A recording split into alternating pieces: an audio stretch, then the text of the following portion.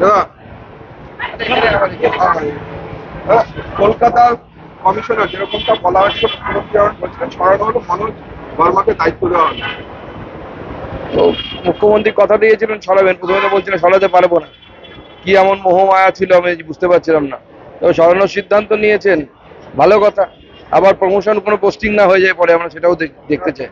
যেরকমটা দিলীপ গোয়েল চেয়েছিলেন তাকে এসটিএফ এর দায়িত্ব দেওয়া হয়েছে।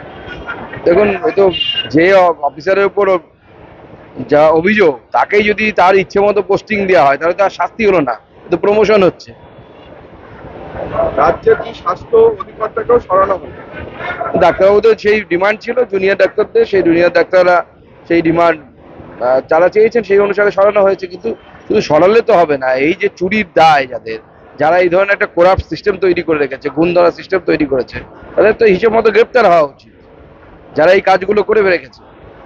জুনিয়র ডাক্তারদের নিরাপত্তার কথা সুপ্রিম কোর্ট। তো নিরাপত্তা ওইভাবে তো হয় না। মুখ্যমন্ত্রী বললে নিরাপত্তা হবে নাকি? তাহলে এতদিন নিরাপত্তা ছিল না কেন? মুখ্যমন্ত্রী কি চাইতেন না যে নিরাপত্তা হোক? মহিলাদের নিয়ে রাত্রিবেলা যে কাজ নিয়ে যে বিজ্ঞপ্তি করা হয়েছিল তাতে সুপ্রিম কোর্ট সুপ্রিম কোর্ট তাদের কান ধরে বলেছে যে এরকম বলা যায় না মহিলারা কখন কাজ করবে না করবে, এটাই স্বাভাবিক। আপনি বলে দিতে পারেন না মহিলারা রাত্রিবেলা কাজ করবেন কি করবেন না। টালা থানার শেষ কথা। তলব করেছে সিবিআই। না, আরো অনেকে যাবে, এগুলো তো বলে, এগুলো ছোটখাটো। আসল দেখুন, একজন এসএইচও বা থানার ওসি এত বড় সিদ্ধান্ত নিতে পারে না। ওর মাথায় 10টা, ওর ধরে 10টা মাথা নেই।